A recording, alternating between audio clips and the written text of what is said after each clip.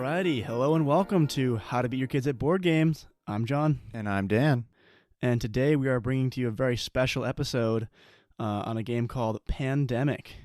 Pandemicception. In the middle of a pandemic, we are coming to you with the board game of the same name. It was actually invented and published in 2007 by a guy named Matt Leacock. And it is a cooperative game and has spawned a lot of similarly cooperative games since then. It's become all the rage. There are so many different variants, but today we are going to be talking to you about the first and basic version, which simply goes by the name Pandemic. Right, that's right. And Pandemic is a game which, unsurprisingly, is about curing the world's diseases, stopping a global pandemic from taking over the world and destroying the human population. Right, Dan? Absolutely nothing that we could relate to at all in this day and age, coming to you from the middle of 2020. Of course. Not even relevant to our situation right now. Yeah, so, in Pandemic, it's a pretty complicated game. Definitely not one that we could do a very coherent rules blitz for this week. So today we're just going to be giving you a quick rundown of the game. And sorry for those of you who maybe haven't played it. But yeah, there's a lot to it. So I don't think you want us shouting all the rules at you in rapid succession. Yeah. Probably more efficient just to go through some of the basics of the rules first, and then luckily a lot of this can be sort of figured out as you go as well. There's a lot of cards that you play with that, as you're playing, you read and you figure out, oh, this is how you play. Mm-hmm. Exactly. But yeah, so the object of the game is you have 4 plagues or diseases that are threatening the earth, and the object of the game is to cure each of the 4 diseases. Now, you can also eradicate the diseases, but that is a bit different. But all we're looking to do to win this game is to cure all of the diseases. And we can achieve that through using like a number of different tactics. Right. Yeah. So basically, your actions that you can do at any point in the game. So each time you have a turn, you have 4 actions. So you count for 4 things you do, and of those 4 things, you can move your piece, you can share knowledge with some of the other players, which helps you get toward a cure. You can treat disease that is present in a current city, and of course, another action you can perform is actually curing a given disease. Mm-hmm. And another thing that we forgot to mention is that the board is played on a map of the Earth. There's a sort of a web of cities across all the continents, and each city is sort of connected to the cities around it, and you can use these connections to move to and from the cities. Yeah, it's very similar to a Risk board, except with city names instead of country names. Mm-hmm. Exactly. Yeah. So we've gone over how to win the game. You have to cure all the diseases, but as far as losing the game, the fun part about Pandemic is that it provides you with a myriad of ways to lose. One way to win, many ways to lose. Always fun. Yeah, gotta love it. So one of the ways, there's 3 main ways. The first one is that you run out of cards in the player deck. So I believe there's somewhere around 60 cards in the player deck. I think 59 in the base version. Each turn that someone takes, they pull 2 cards from the top of the player deck. And so when you run out of cards to pull, you and your team automatically lose. Oh, and that's one other thing we forgot to mention about this game. Dan already went over it, but yes, you play in a team. Yep. Yeah. So, as I mentioned at the beginning, it's a collaborative game or a cooperative game. It's not a cooperation game, which is something different, but it's a collaborative game. So the people you're playing with, rather than being your opponents, it's everybody who's playing against the plague, against the pandemic, essentially. So it's everybody versus the problem, if that makes sense. So it's very different from every other game that we've talked about so far. But like I said, there's been sort of a wave of these new cooperative games since 2007, and so this definitely won't be the last of these cooperative games that we talk about. But that's the idea of a cooperative game. We all win or we all lose. Exactly. And yeah, so that's one way that you can all lose is if you run out of player cards in the deck. So essentially that just means you take too long to cure all 4 of the diseases. Another way that you can lose is that you run out of disease counters for a given disease. So you start out with 24 little blocks for each disease, and as the game goes on, you'll be putting blocks down on cities as they get more and more infected. And if you happen to run out of blocks for any one color, you've essentially let that disease spread too far past the point where it's recoverable, and you lose the game. So that's the second way. The last way is concerning a concept called outbreaks, which essentially occur when a city is full of infected people. It's got 3 blocks on it, and yet something triggers it that it would be infected again. And instead of adding a 4th block, you instead add a single block to every bordering city to that city, and then you move the counter up. You're only allowed a certain number. I think it's 8. 8, yeah, 8 outbreaks. 8 outbreaks in a game, and if you get your 8th outbreak, the team loses. Yeah, so those are all the ways you can lose, and believe me, I'm pretty sure. Yeah, I've lost or come close to losing in every single way. So it's a pretty complex game. It'll definitely take a while to get to where you're winning most of the time, but that's kind of part of the fun too. Is you kind of get to sharpen your strategy as you go along. You get to sort of learn together as a group. So it can be a very good team building experience for anyone listening in the business world looking for a good team event. Look no further. Yeah, and it's one of those games that it's complicated enough to sort of leave room for people to optimize and to get really good at, but it's also, simple enough and with ample opportunity to kind of customize the game to your liking, to where you can play it in a much more casual setting and have it still be very, very enjoyable. Well, at least from my perspective. I guess that's not very objective commentary, but yeah. So it is objectively an awesome game. It has won many awards, so you don't have to take our word for it. But yeah, so I think let's get into now more into detail about the 4 basic actions you can perform on your turn. Mm-hmm. So this would be simply moving your piece. It could be sharing knowledge. It could be treating a disease that is present, or it can be curing an entire disease. Mm-hmm. Yeah. So the first type of action you can take is moving, and there are a few different ways to move. As I said, you'll be drawing player cards from a deck throughout the game, which means you'll have cards that have the names of different cities on them in your hand at any given time, and that'll come up in a second. So the first movement you can do is move to any adjacent city. Now this is, sort of, it's sort of a slow way to move. It's a big map, and if you're only moving to one city at a time, it's going to take you quite a while to get across it. Now the other type of movements that you can do are such as a direct flight, where you discard a card to move to the same city that you discarded. So say you want to go to Delhi, you would discard the Delhi card from your hand, and you move your pawn directly to Delhi.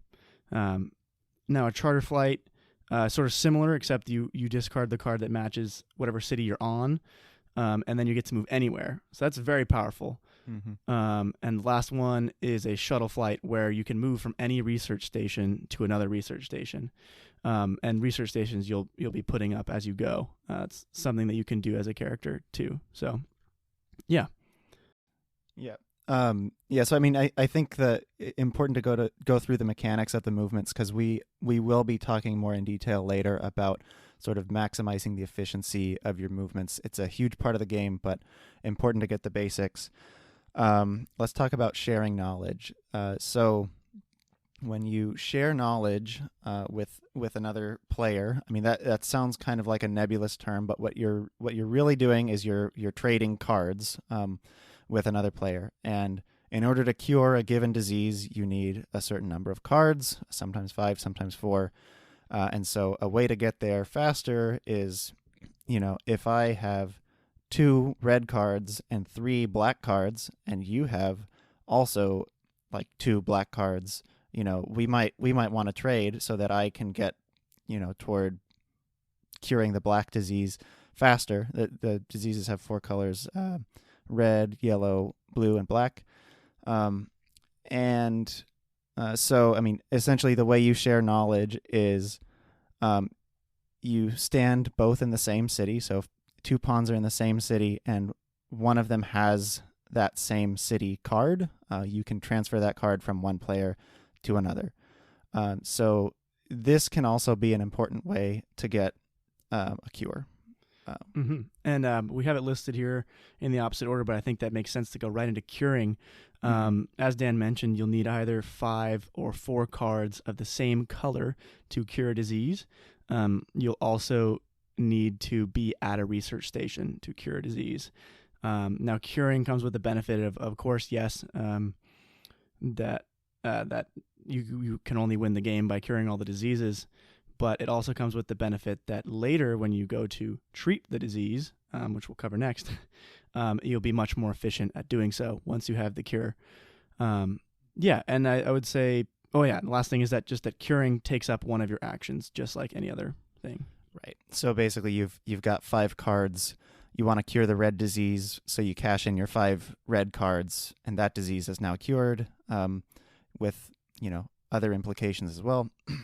And so the last action you can do is actively treating a disease on the board. So John mentioned the cubes that represent infections of a disease. So if you're on a city and you want to treat one of those, you can use an action to remove one of the cubes that is there in the city.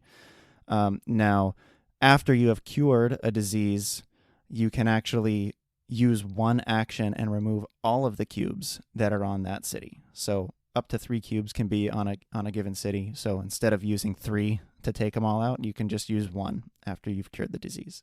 So clearly curing a disease is important beyond just the fact that you need to do it to win the game in the end. There are other benefits too. Right, of course. Yeah. It'll curing a disease will be really nice for preventing outbreaks and potentially eradicating a disease completely. And both of those things will be very useful for you. Yeah. Definitely. So now we wanted to get into keys to victory.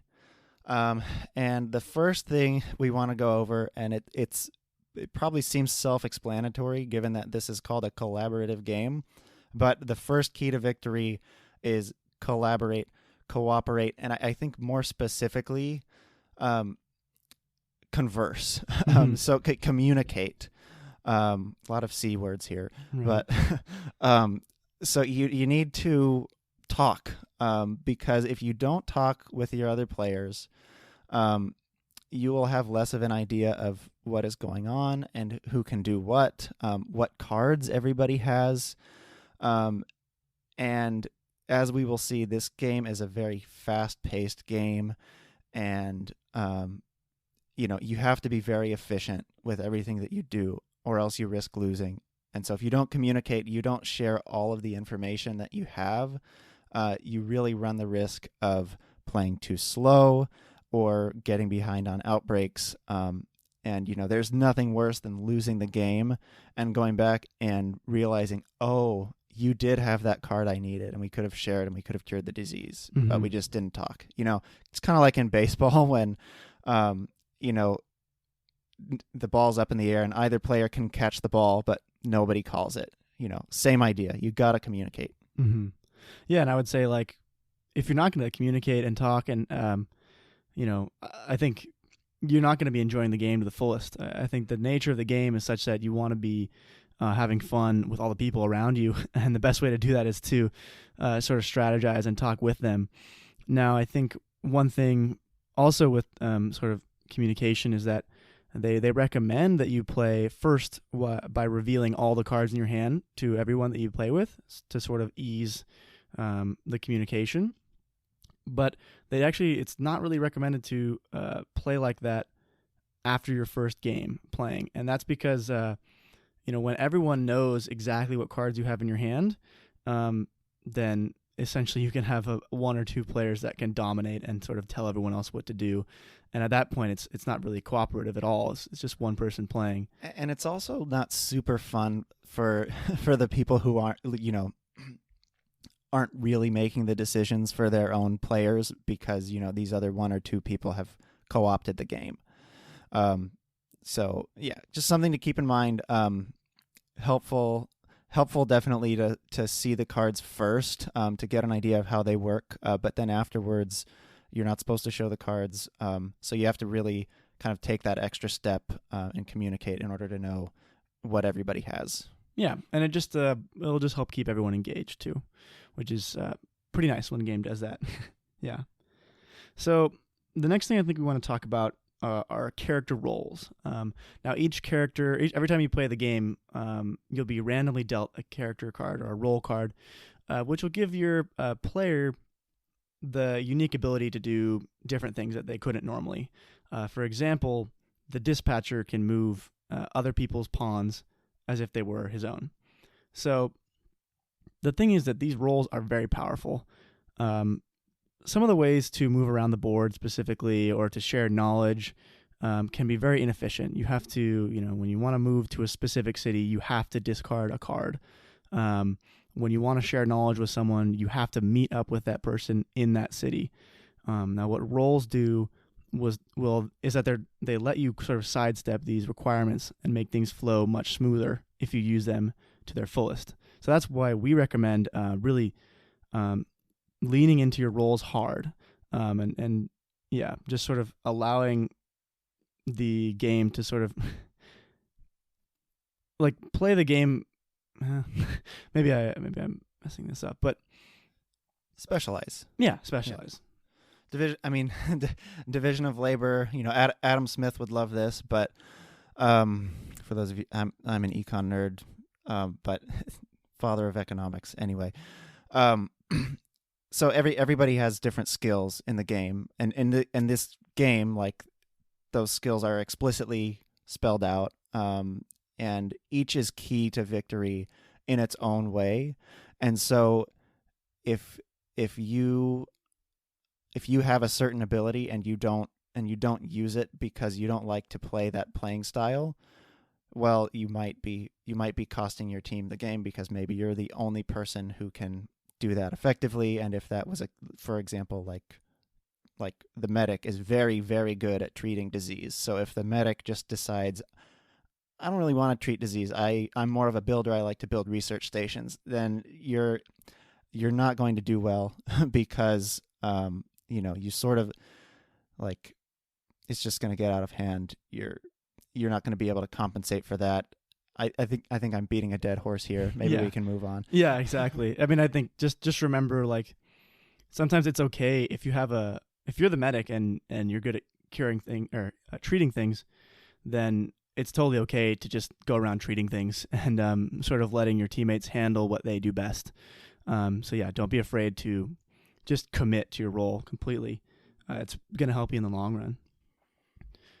Yeah. So I think the next key, which is very multifaceted, is keep track. Keep track of everything. So there's a few things, I think 4 items specifically that we wanted to talk about. So one of them is the deck, and I think both of the decks here is what you mean. But yes, yeah. Mainly The infection deck, but also in general the placement of the epidemic cards in the player deck too. Yeah. So yeah, I mean, I know we're kind of leaning into one of the aspects of this kind of game that people might not think is the most fun. It can be a bit tedious, but that's why we're here. We're going to help you guys figure out how to do it in sort of a convenient way. Really, what you need to keep track of as far as the infection deck is you need to know, what's left in the deck. Sorry, one sec. What's left in the deck and what is in the discard pile. because that'll let you know what cities are next on the chopping block for the diseases. If there's nothing in the discard pile at the beginning of the game, or well, that never happens. But basically, you can know which cities are going to come up next and which ones literally could not come up, even if even with the worst luck. Mm-hmm. And so that's going to be huge. The good thing is you can look through the discard pile at any time, but this information sort of is going to be great for you guys to plan out your next couple turns. Know which cities you actually need to treat and which ones you don't. Now, as far as the epidemic, tracking the epidemics can be a bit, I don't know, harder to do, right? Sure. Yeah, I mean, so at the beginning of the game, you can add 4, 5, or 6 epidemic cards to the draw pile. So the pile you draw after each turn, 2 cards. You can add these epidemic cards to this pile, and you're supposed to somewhat evenly space these epidemic cards. So you're supposed to get if you're putting in 6 cards, you get 6 even piles of this draw pile, and then you insert an epidemic card into each one, and then you shuffle them. You shuffle each pile, and then you stack the piles on top of each other. So it is impossible to draw an epidemic 3 times in a row. It's not impossible to draw it 2 times in a row, but it's very unlikely. And so what an epidemic is, why it's important is, one, it will bring up a new city that has not yet been infected and add 3 cubes to it. So it'll saturate a previously uninfected city, which creates its own issues. And then you also need to move the infection meter up 1. So instead of drawing 2 infected city cards after each turn, you might get to the point where you're drawing 3 or 4 if you have too many epidemics. And then finally, what the epidemic does is it takes everything that has yet been drawn, so everything in the discard pile, and you reshuffle that and put it on the top of the deck. So basically, sort of just like a real epidemic, the places that have already been affected are where this disease is more concentrated and where it's more likely to break out in the future. So that's what an epidemic does, and so it's very important to keep track of where these epidemic cards might be in the deck, because if you've just drawn 2 in rapid succession, then that one of them was toward the back of its it's cordoned off like little 1/5 section of the deck at the beginning, and that the second one you drew was at the beginning of its section. So that you have some time before the next epidemic occurs, and this will sort of help you along with planning. Conversely, if you've had a lot of time since the last epidemic, you actually do know that one is due, because this deck was not randomly shuffled. It is, these are somewhat evenly spaced out, like semi-randomly spaced out. So, yeah, another important thing to keep track on. Yeah, I think Dan hit the nail on the head there. Really, you just got to know that if it feels like the calm before the storm, it probably is. You're never going to go that long without having an epidemic, so it's kind of good to keep track of when your last one was. And then also what he pointed out was that the shuffling of the discard pile back on top of the deck during the epidemic is huge. And that exact feature is why keeping track of the discard pile and what's in there is so important, because as soon as you get an epidemic, you know exactly which cities are going to come up next. You just don't quite know the order. So this can be one of the bigger parts of the game is planning out, these cities that have definitely already been hit by the disease and are bound to get hit again. And so you have to know where you can take the hits and, where you need to plan out more treatment and things like that. So that's what deck tracking is going to help you figure out. So, yeah. The other thing, another thing that we advise that you keep track of is the turn order.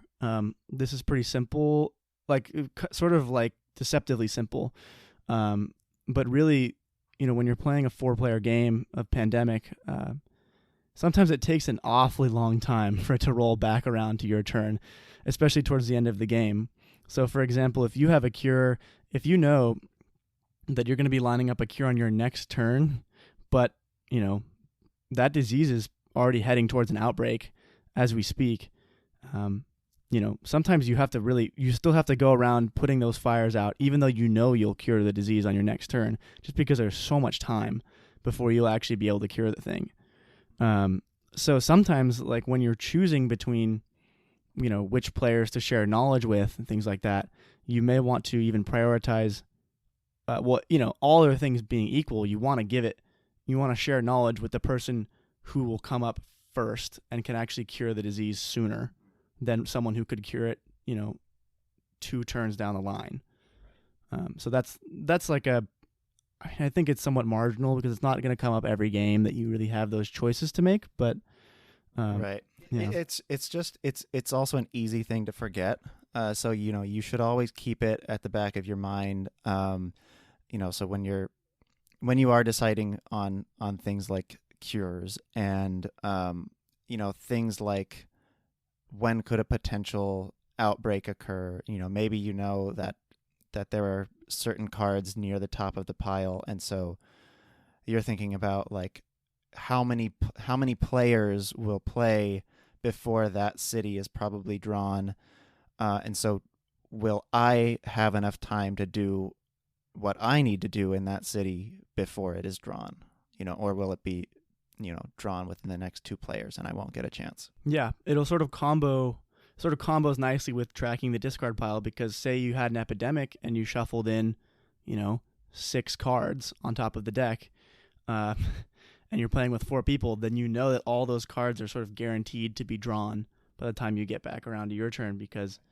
every turn 2 of them are drawn, and there'll be at least 3 turns before you get up again. So, yeah, so it's, sometimes the game just goes pretty fast, especially when you have 4 players and you don't get as many turns as you think you would.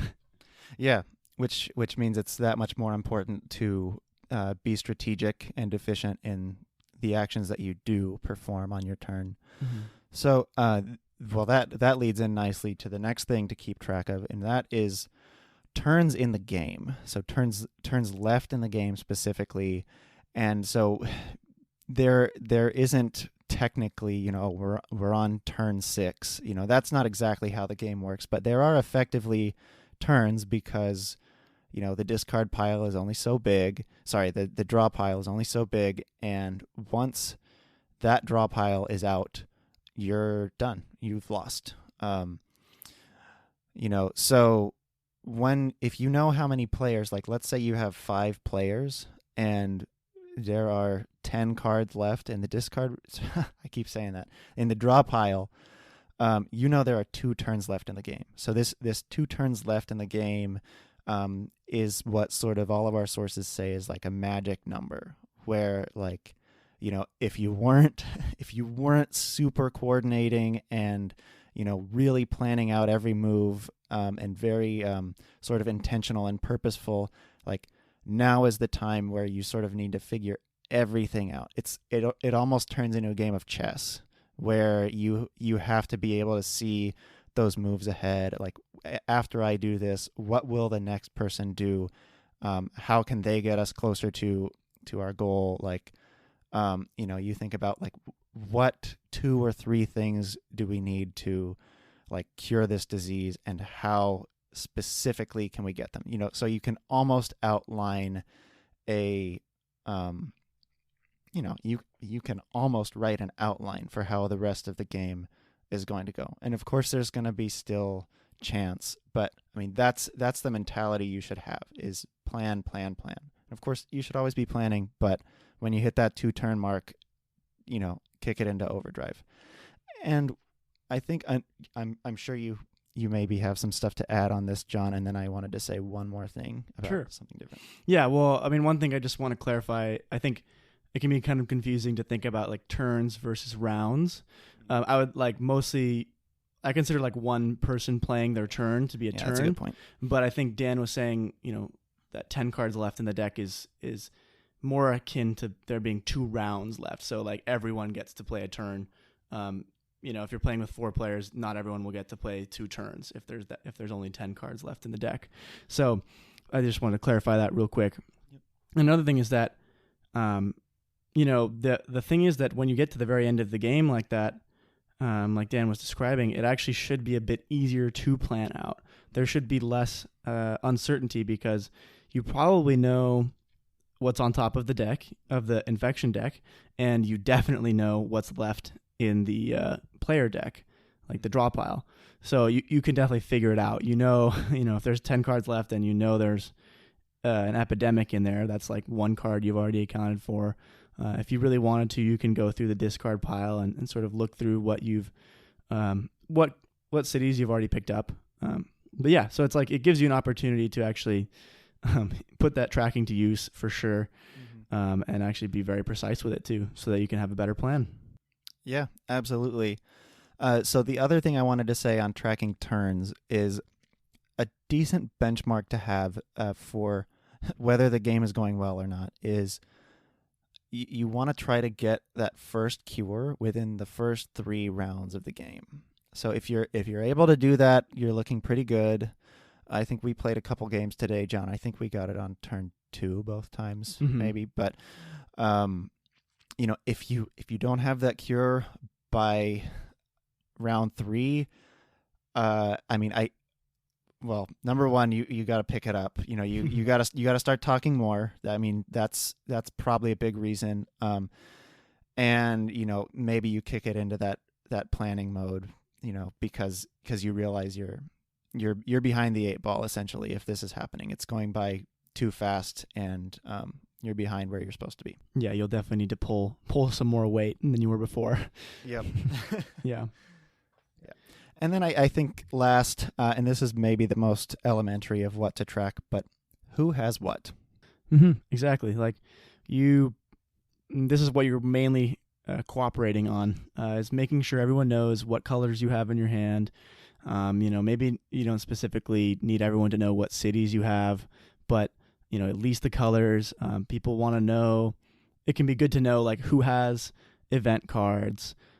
It's also really good to remember what roles each of the other players has, because then you're going to be thinking about what exactly everyone else is capable of, because some people might have, they might have someone might have 3 reds and 2 blues, but their role and their position on the board makes it a lot harder to do something with that hand than someone else on the board that has the same hand and a different role.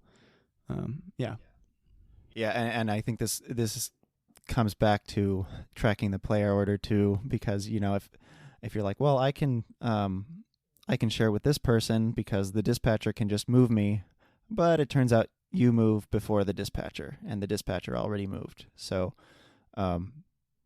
I don't know, that was kind of a tangent, but no, I think it ties in. Yeah. Yeah, no, I think it's good. It's just like, there's a ton to think about, but that's why you have each other, so that you're not just playing this all by yourself. It could be a bit of a headache. You get to work together and let other people help you out, figure out your turn and stuff like that. So definitely use all the information that's available to you. Yeah. Okay, so we've sort of spent a lot of the first 35 minutes here telling you how important it is to play efficiently and with a purpose. And we sort of haven't gotten into many specifics on that yet.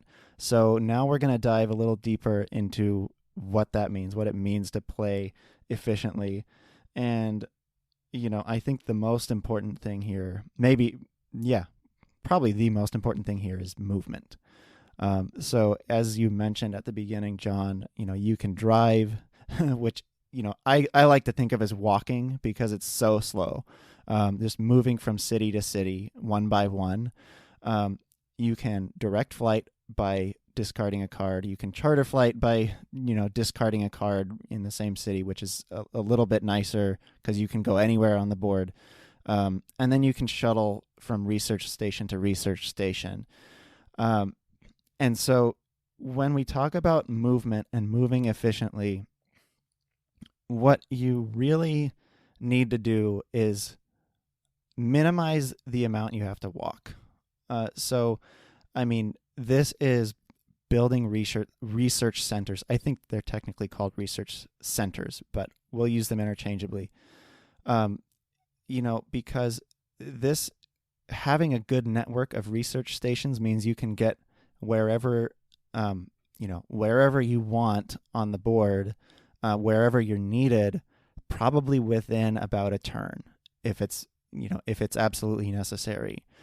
So in general, you want to have them pretty evenly spaced, but I think even more than that, you want to put them where the action is, if you can.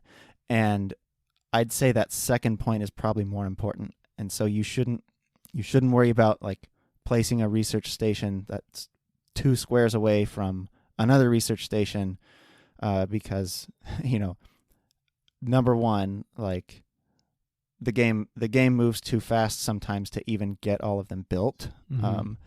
And then, number two, a shuttle's a shuttle. So, even if you're moving from research station to research station 2 squares away, you're still saving a move, essentially.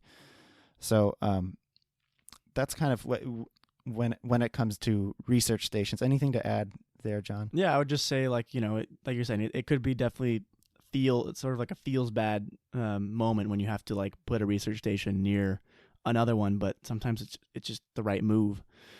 Especially if you're playing with the operations expert who can place research stations without any cost.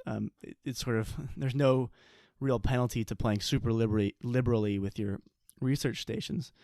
The key here is also that they don't cost any card. They can move you sort of an infinite amount of spaces, and they don't cost any cards to do so. Now, the other 2 forms of movement, which can also move you, any number of spaces, they also cost cards to do. Now, that doesn't mean they're not worth it. As we'll see, I think actually, direct flights and charter flights are very useful, and sometimes just absolutely necessary, depending on the different roles that you have in the game. But either way, I think the most important thing is like the number of spaces that you're going. Sort of what we'll talk about is that efficiency with, or what I will talk about right now, is that efficiency with actions is often much more important than efficiency with cards. Mm-hmm. You're drawing 2 cards every turn, and so when you can use cards to bolster your movement, whether it's in a flight or by building the research station, I think you're generally going to see good returns on the cards that you spend doing that. Now, of course, there's like other considerations, like, are you trying to put together a cure of that color? Maybe you don't want to spend cards of that color then. But the other ones, there's just really, there's no reason to hoard cards. Yeah. Right. Yeah. And I mean, like, another reason not to hoard cards is you're only allowed to hold 7 cards in your hand at the same time.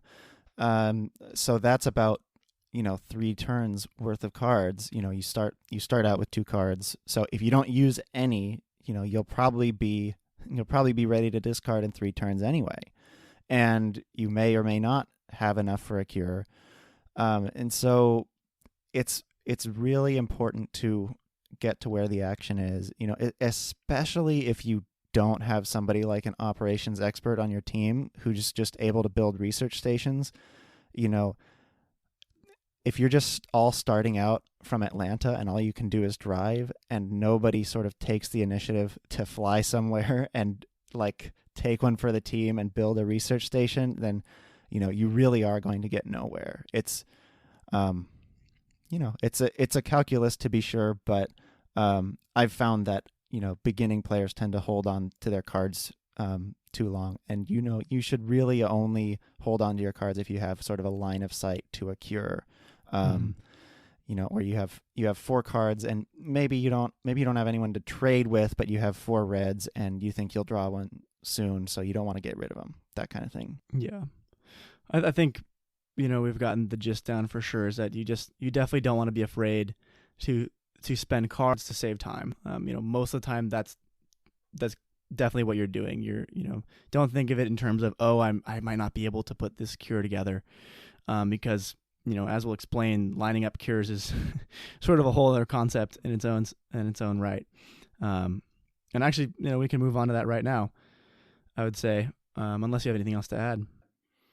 No, don't hold your cards, and be generous with your research stations. Well, wait, actually, yeah, one more thing on that. So research stations, even if you're maxed out on research stations, like you've built all of them and used all your pieces, you can still build more. You just pick up some of the ones that you've already built.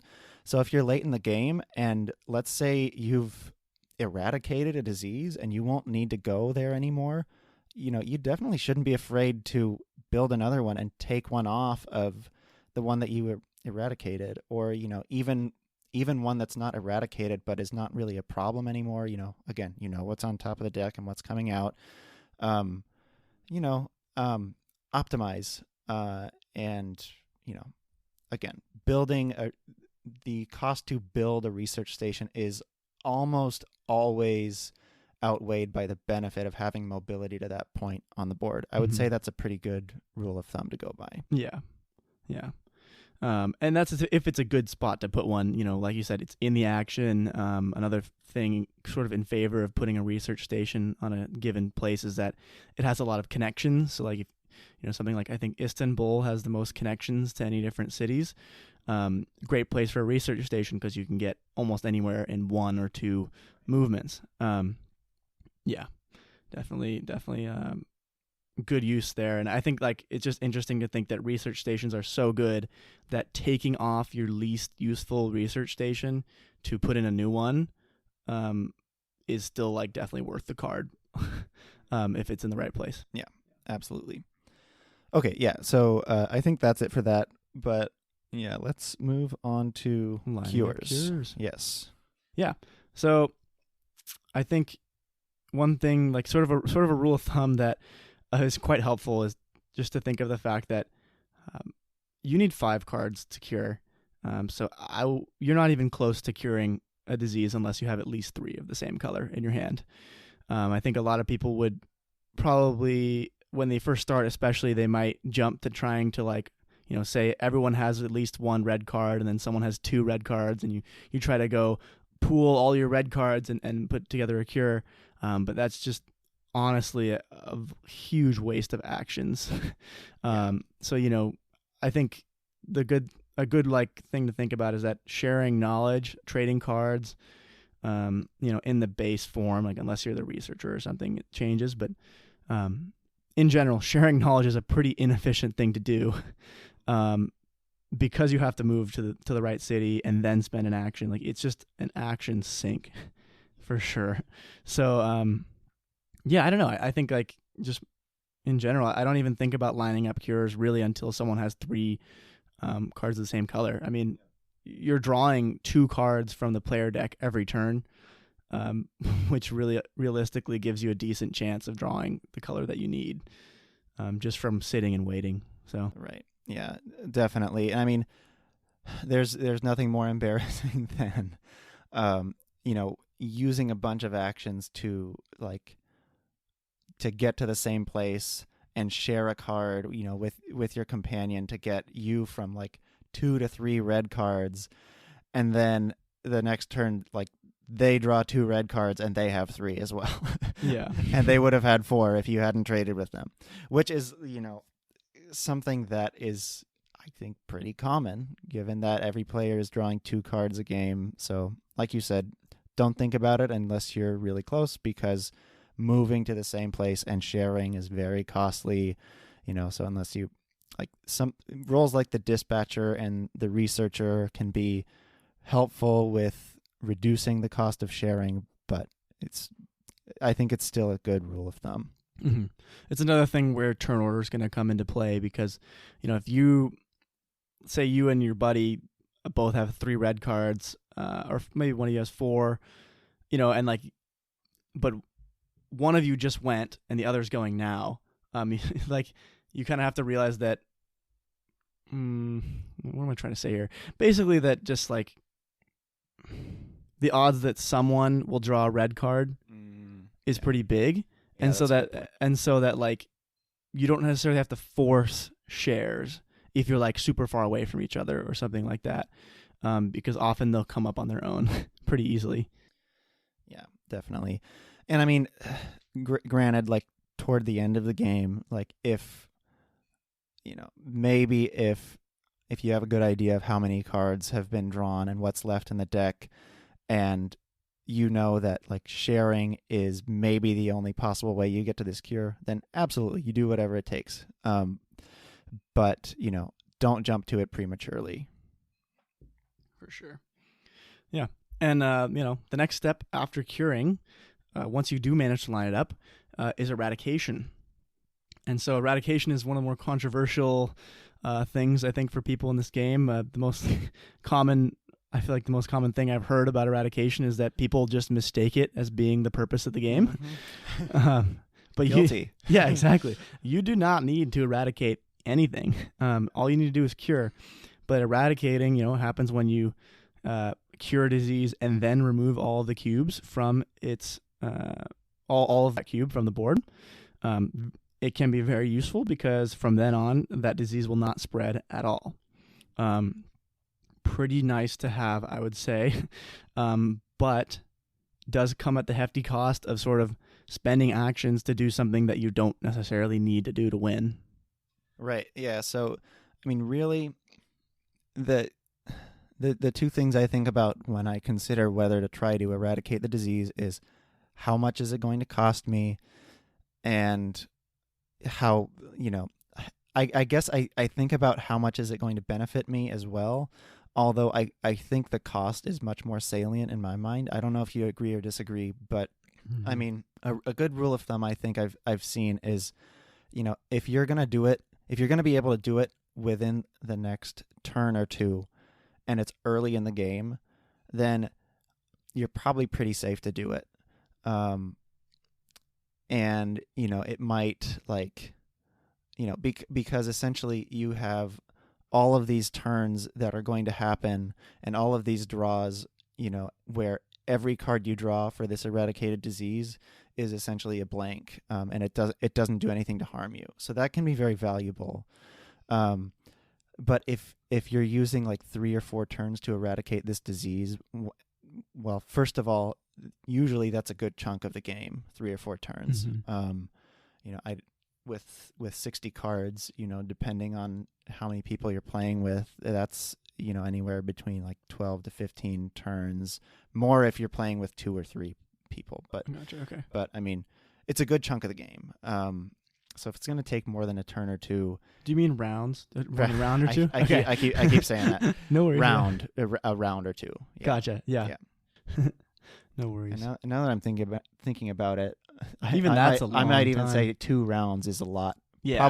Probably if you can do it within the round, go for it. Mm-hmm. But if not, focus your energies elsewhere. Yeah, because I mean, the thing with eradication is that any bad draw from the infection deck can like set you back at least like one player's turn, possibly more, on eradicating the disease. So you really need to have a very clear and like likely path to eradicate the disease for it to be worth it. That's not to understate how nice it is. Like Dan said, essentially all of the cards of the color that you've eradicated just become blanks in the infection deck, and you've bought yourself a ton of time once you do get an eradication. And that's why it's sort of important to keep track of how many of those cards you've already flipped. So like if you're going to eradicate black and you have a bunch of black cards in the discard pile, that can be really nice if an epidemic comes up, because now all those black cards are now just blanks sitting on the top of the deck. So yeah, I mean, it's really fun to eradicate the disease. Yeah. Very it's satisfying. Super satisfying. Yeah. And I definitely wouldn't say that it's not something to like consider. It's definitely really useful. And some of the stuff we were seeing was suggesting that, it can happen in as many as half of the games or more than half of games, and eradication is like coming into play. And, yeah, I feel like it just gives you a decent amount of peace of mind. If you can secure definitely. a really early eradication, you have a ton of breathing room. And even like if it's not super early, it's still going to help you out quite a bit. Yeah. Yeah, definitely. It's just maybe not worth like diverting yourself for, Right, exactly. And so there are some roles, specifically the medic I'm thinking of. I don't know if there are any more, but maybe the dispatcher, but roles that make an eradication more feasible, more realistic. So, I mean, the medic, for example, once a disease is cured, they don't even have to spend an action to treat disease in a city. You just have to, you kind of just move in and everybody's healed. You don't even have to touch anybody. It's almost a supernatural power, it seems like. But I've heard it called the Jesus walk. Exactly, right? You're going in and you're healing everybody without lifting a finger. And so, if you've got, say, like 3 or 4 cities that are reasonably close together, and you've got the medic on your side, and they're close by, they might be able to just sweep through all but one, and then one more person is pretty close by, and that can make an eradication much more doable. I'm trying to think of any other roles that might do that.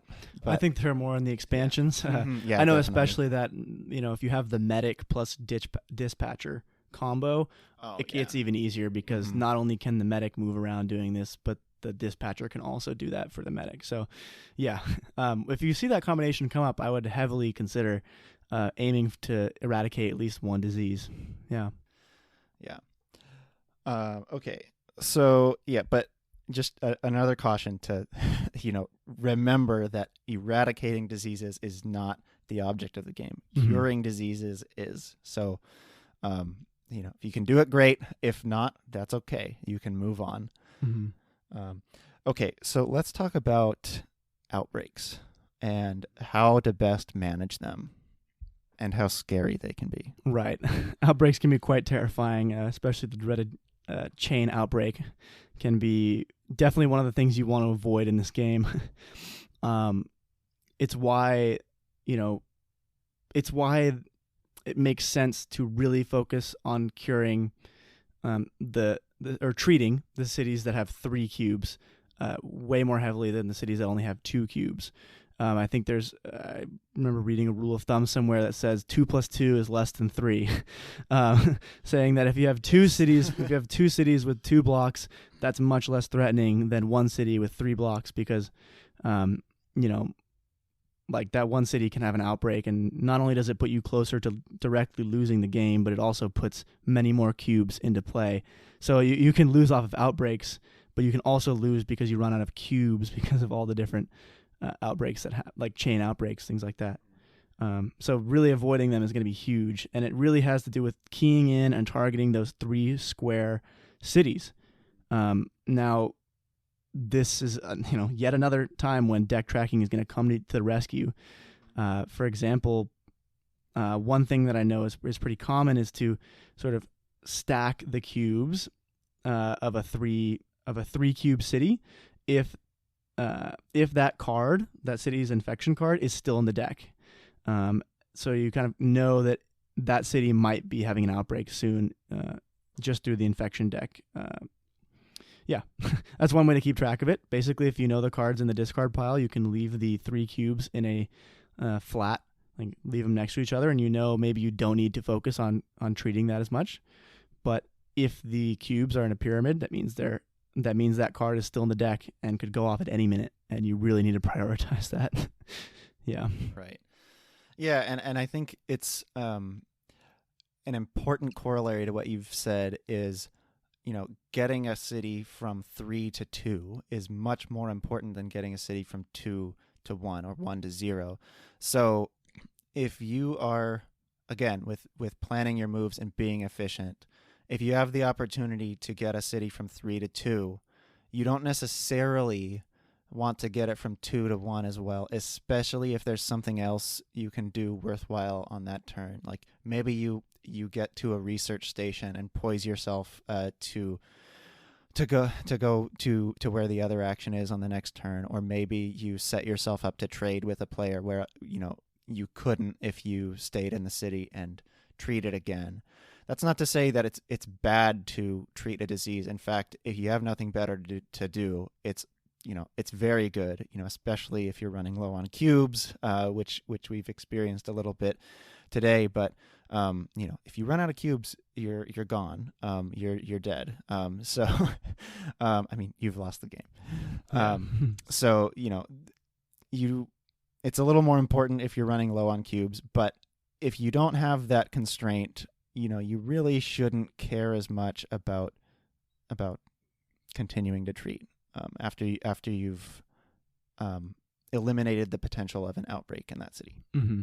Yeah, and one more thing to think about is that once you've had an outbreak, then the cities adjacent will now have a cube on them, regardless of whether their card has been pulled from the infection deck or not, which also means that their card could be on the bottom of the infection deck and will perhaps be vulnerable to an epidemic and another mass outbreak. So that's one thing to keep in mind. I would say it's mostly pretty difficult to go around clearing every single city with one cube after an outbreak. But if you have situations where you have the medic and it's cured or something like that, can be pretty dang nice. Right. Yeah, I mean, it's definitely a scary thought that one of those adjacent cities could be the next epidemic and, could cause a chain outbreak of its own. However, you want to know when roughly the next epidemic is coming, so you know just how dangerous it is. And then also, I mean, it's only an issue if it's like one of the bottom 2 or 3 cards on the deck, which I think is a pretty unlikely event. Yeah. Which it's possible, and you should keep it in mind, but it also shouldn't take too much energy away from other fires you might be fighting. Yeah, I think it's overall might be pretty easy to overestimate how scary it actually is. Yeah, for sure. Yeah. All right, event cards. Ooh, event cards. Probably one of my, more favorite parts of the game. I think they add a lot of definitely they really Who spice doesn't things like up. free stuff? Yeah, exactly. They don't cost an action to play. They do stuff you really like. For example, you can just put a research station anywhere on the board. That's super nice. Yeah, and I think realistically, the advice we're going to give you on event cards is generally going to be to read the situation.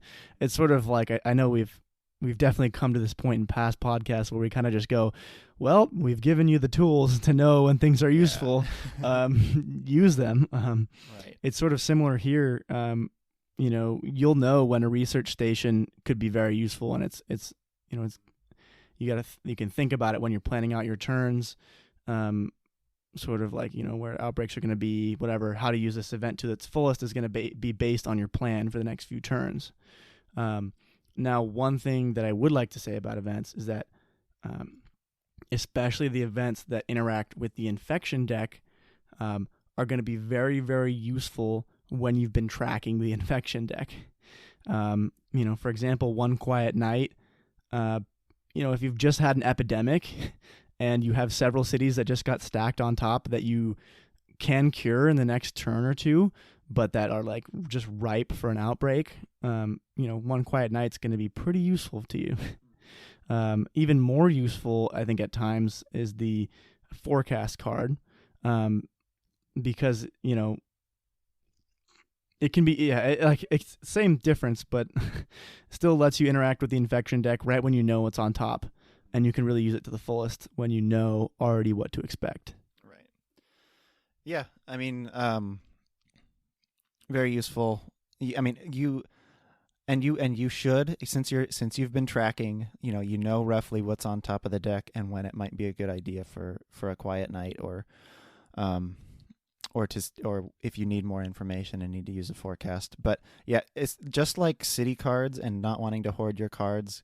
Definitely don't hoard these either. If it feels like an opportune moment to play it. I think our general strategy is that, you play it when it's doing you a good amount of good, and you don't necessarily wait for a better time to play it, because that time might not come. I mean, of course you want to be prudent in this, like it needs to make some degree of sense, but don't be shy with playing these event cards, because time is money. Playing these earlier in the game, especially with like building a research station or something, you can reap the returns for much longer. Mm-hmm. Yeah, and it's important also to take advantage of the fact that you can play them at any time. So you can help other players do their thing on their turn. You don't have to use up one of your actions. You don't have to wait until your turn comes around to help another player out. So that's really nice. One thing that I'll also mention is that the Resilient Population event can be super interesting. Definitely good to use it when you have an epidemic coming to stop a city that would otherwise cause a deadly outbreak, to remove it from the game forever. But one small implication that it will have is that it'll make, say you remove a black card from the playing from the infection deck, it will actually make a black eradication a little bit less powerful, because you'll have less dead cards clogging up the shuffles later. So that's just a small thing, but sort of a good note to keep track of. Yeah, an important corner case to keep in mind. Exactly. Okay, so we wanted to talk a little bit about the end game, sort of balancing risk and sort of Hail Mary cures. I think this goes together with the next item, which is planning out the last turns, which we've already sort of talked about. So I think there's this principle that we've talked about before on this podcast, of doing the thing that gives you a chance to win, rather than doing you the thing that will make you lose, but definitely by less if you lose. And I think that's almost sort of flipped in this case, because here, your goal is not to lose, right? So, I think I should set this up with. This is mostly going to apply when it comes to outbreaks. So the outbreak meter can be deceptively scary, as in like, when you see it's at 2 or 3, or even 4 or 5, you might not think that you're in much danger, but you can also, like, a few outbreaks can happen in rapid succession, and that can get you very close to the end, if not end the game for you, if you're not careful. So when and I think when we're talking about running out of cubes too, like those cubes can really run up. So if you have a couple of outbreaks in a row, and you had, say, like 6 or 7 cubes left, you're in danger of losing because you had an unlucky draw. Mm-hmm. So what you want to do in the end game is, if you have a plan that you're going to win by a certain time, like if you can execute on this plan, you should remember that it doesn't matter at what point you win. Winning earlier doesn't make the win worth any more than if you win a turn later. And so if you have the opportunity to eliminate the possibility of an outbreak in a city that is active and might be drawn, then you definitely want to do that, even if it means winning a turn later. Mm-hmm. Yeah, like you said, winning a turn later is much better than not winning at all. So I think there's no reason not to take the secure victory over the fast victory. Like, fast victory, I guess you can think of it as flashy, but you're playing as a team. So who are you really impressing? Just it's you and your teammates. So if you lose, you all lose. Yep. Exactly. So yeah, I mean, I think this came up earlier. It was just we played earlier, and there was definitely one line that would lead us to win the game on Dan's turn, and Dan went right before I went. Or we had a line that would leave us at much less risk of an outbreak that was potentially game ending, but we'd actually be sort of risking one more turn of the infection deck by taking an extra turn. In the end, though, if the risk of losing by outbreak for us was much greater than the risk of us losing in any other way.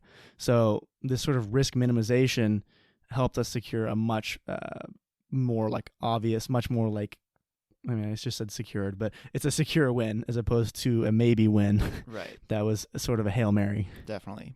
Don't try win more. Win first. Yes, exactly.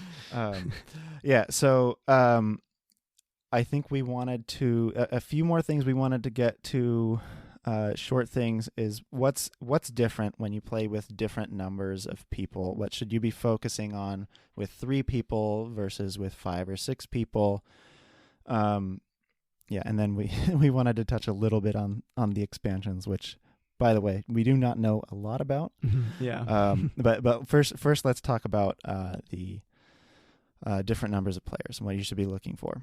Okay. So as we've mentioned, when there's 4 players, you don't really get that many turns. However, the nice thing is that you'll have 4 different roles in play. So you're likely to have people with really strong roles, maybe people with more niche roles, but they can still contribute. But it'll be much more likely that you can actually specialize and sort of do whatever your role says. Now, when you play with less people, odds are that you just won't have one role to cover every section of the game. You won't have a role that helps you with movement, a role that helps you with curing, a role that helps you with healing or treating, that sort of thing. You have to kind of be more generalist because you just have less roles in play. But the flip side is that when you're playing with only 2 people, you get way more turns. You also start out with more cards in your hand, so it can be a bit easier to put together a cure in the very beginning of the game. Yeah. Right. Yeah, and I think I forgot what we concluded about this, but because when I remember now. So when you have fewer players and you are sort of forced to be a bit more of a generalist, this is, I think, when more trading tends to take place, more knowledge sharing, because it's less likely that you'll have sort of a better option than to go meet in a city and share. And you also have fewer players drawing, so you have less of a chance that somebody's going to get a really good hand and really close to a cure just by chance. And so you have to be a little more pointed with that. And then, with more players, you really, you'll have more roles, so you'll be able to do more things more effectively. But it's really important that you stick to your roles in these cases, because the fact that everyone's drawing means that draw pile runs out really quick, and so you have to be really efficient and really purposeful with everything you do. Yeah And I think the last thing is specifically for 2 players, that research stations are probably going to be pretty important. When you have 2 players, you basically have a harder time covering the whole map. So if you have outbreaks or really tough areas that need to be treated all the way across the map, you're going to be running all over the place fighting fires. So very important to strategically place your research stations. Right, and driving, yeah. Of course. But yeah, so I would pay specific attention to research station placement, especially when you're playing with 2 players. And also, the flip side of not being able to be as specialized in 2 players is that sometimes you'll have to make moves that we've sort of considered to be less efficient, such as sharing knowledge, driving, or burning, and burning cards even more than you usually would. Yeah. Yeah, definitely. So, in wrapping up, well, actually, let's first talk about how to celebrate when you win. I think this came up in our game today, which I thought was kind of funny. but and you might have more thoughts, but basically, maybe it's the end of the game, and you know that the next person has the cure, and you're just kind of biding your time and you have 2 more actions. You can fly to one of the cities in your hand that you'd most like to visit in real life. Yeah, I mean, you've done a lot of hard work in this game, and don't be afraid to give yourself a little time off. Yep. Vacation in Karachi. Maybe. Oh yeah. Oh. Maybe get down to the southern point of Chile. Mm-hmm. Oh, that's one thing we forgot to mention about Santiago. Ooh, this is kind of an ugly note. Now, apologies to any of our listeners from Santiago, or if you have family there. But an important, very, very important part of this game is that you must leave the Santiagueños. Santiagueños? Yeah. The Santiagueños to die. That's it. Mercilessly. Mostly because it's only connected to one other city. Yeah. So essentially, so even an outbreak won't be very costly. Yeah. It's almost never worth going to Santiago just to treat it. It's right. Like what damage could this really do? So very very silly side note, but my professor did work for the Chilean government for quite some time. So sorry, Professor Mullins, but if there's an outbreak in Santiago, we will not come and help you. We will not be there. Yeah, the Andes have done their job, blocking everything off. But yeah. All right. So expansions. I think you know more about these than I do. Yeah, I mean, Dan and I, we're not super familiar with them. The thing is, though, they're pretty much what they do is they add event cards and they add roles. Okay. They also add a 5th player, I believe, who will be considered a bioterrorist, and will actually work against the other 4 players. So all in all, these expansions are gonna, they're gonna add a lot of depth because every game is gonna feel a lot different when you have more roles to play and things like that. Again, we can't really speak much on the bioterrorist role. However, what I can say is that I don't expect the principles of the game to change. A role that's strong in the base, the base pack, maybe won't be as strong compared to the new roles, but there are some pretty cool new roles out there. Oh, there definitely are, and that's why I definitely recommend checking them out. We just haven't gotten around to it yet. But yeah, I mean, I don't think there's no massive rule changes or anything that would make you sort of flip your knowledge on its head, like that. Yeah. No, I mean the principles should stay the same. Communicate, know your role, and use and abuse it, like you've said. Mm-hmm. Keep track, be purposeful with your movements. Those are the keys to success here. Mm-hmm. And once you have those tools, you can apply them to the different contexts that will come up in the expansion packs as well. Mm-hmm. And sort of parallel to what you're doing when you're vacationing, and as you're winning, the other thing is also to take defeat with a bit of a grain of salt too, and understand that maybe you were messed up by random numbers and by the way the deck was shuffled, but more often than not, there's something you could have done. To improve your gameplay. So yeah. So remember, and this is huge with any game you play. If you're trying to get better at a game, which I mean, totally valid if you're just playing for fun and that's not your goal. But in the case that you want to improve, and hopefully you do, and that's why you're listening to this podcast. Otherwise, I don't know why you're here. But you like hearing our voices. Yeah. Maybe you just really like Dan and I. But if you're out here trying to sort of up your game, then it's important to look at every game and think about how you lost, and think about what you can do differently next time. Yep. So if you ran out of cubes, maybe focus more on treating. If you ran out of cards, you got to play faster and more purposeful. And of course, if you got outbroken out of the game, which has never happened to me so far, just realize what a threat outbreaks are, and sharpen the saw, like the great Stephen Covey would say. Every game be a little bit better, and sharpen your technique. And don't be afraid to try new things too, because that's that's one way that you improve, is just seeing what works, taking our advice. Yeah, sure, that'll get you, only so far. At a certain point, you got to do your own experimentation. Yep. Absolutely. Yeah, exactly. All right. Well, thanks, John. This was fun. Thank you all for listening, and hope you learned something. We always do. And we will, I think, see you next time on How to Beat Your Kids at Board Game.